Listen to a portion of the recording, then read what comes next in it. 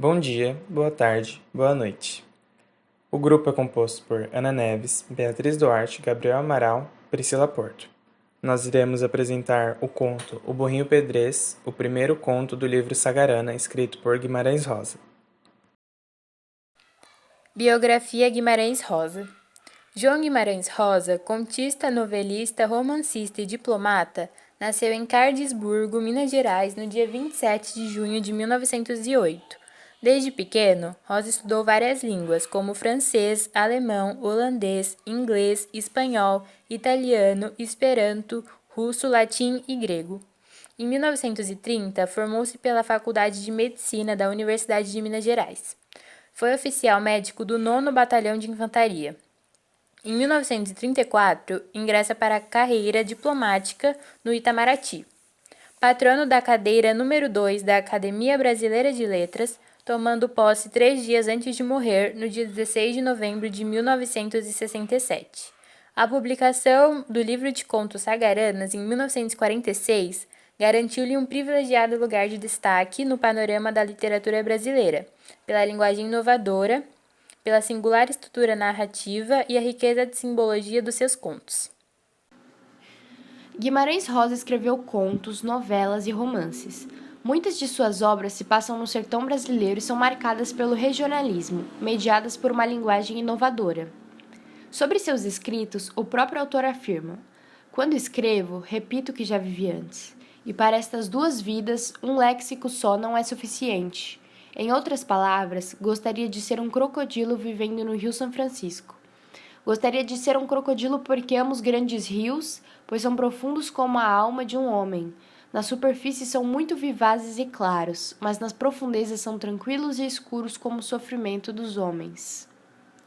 Algumas de suas obras foram Magma, Sagarana, Com o Vaqueiro Mariano, Corpo de Baile, Grande Sertão, Primeiras Histórias, Campo Geral e Noites do Sertão.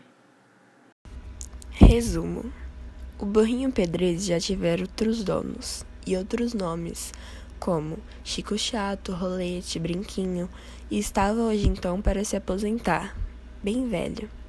Na fazenda do Tampa, do Major Saulo, é escolhido para participar da boiada e levar o gado para o vilarejo, assim indo viver mais uma de suas aventuras, dessa vez acompanhando o João Manico. A previsão do dia é de chuva, mas nada tinha acontecido antes deles saírem. Ao mesmo tempo, há uma história que agrega duas figuras, Badu e Silvino. Os dois têm uma rixa, uma desavença por conta de mulher. Badu nem tinha chegado lá direito e já estava noivo da mulher que havia roubado de Silvino. O major até já havia sido avisado sobre um perigo de brigas futuras. Silvino chegou a provocar um touro contra Badu, que se salva. Muitas histórias são contadas nesse episódio de Burrinho Pedrez, como a de um touro que espantou uma onça, um boi que matou um garoto, etc. Major Saulo pede para que Francolin e João Manico troquem de montaria, mas o mesmo pediu para que desfizessem a troca na entrada do vilarejo, pois, segundo ele, não seria uma boa impressão se ele fosse visto montado no burro.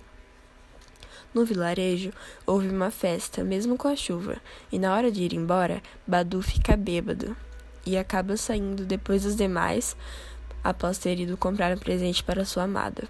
E seus companheiros o deixam ficar em cima do burrinho, como castigo.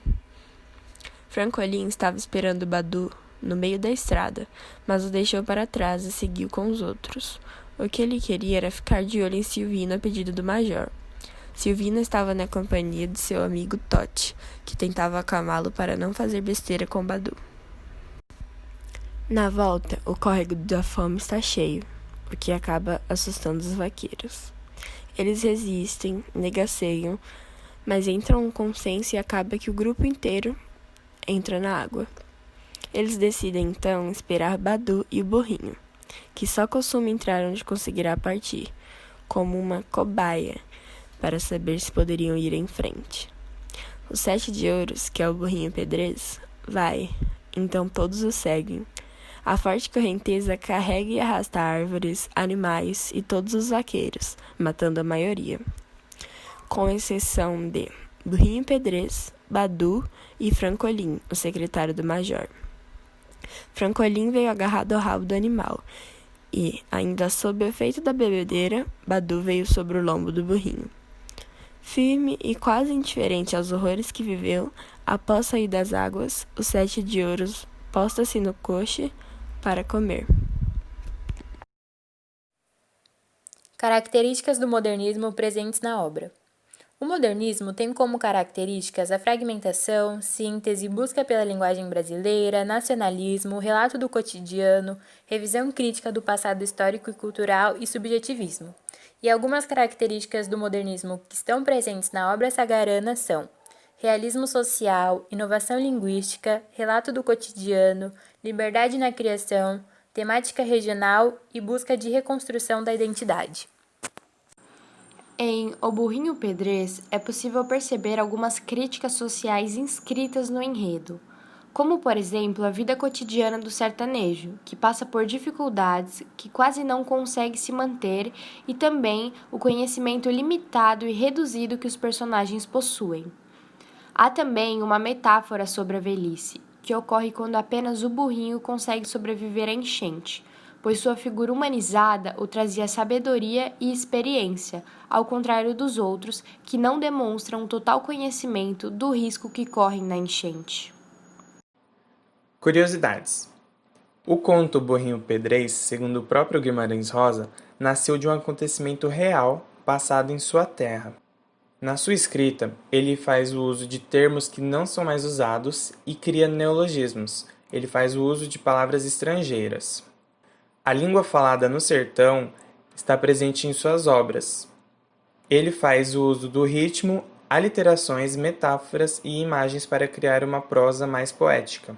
E o nome do burrinho, 7 de ouros, é recoberto pela magia de um número místico, o número 7, e pela força simbólica do ouro, indicador de superação e de transcendência para o alquimista.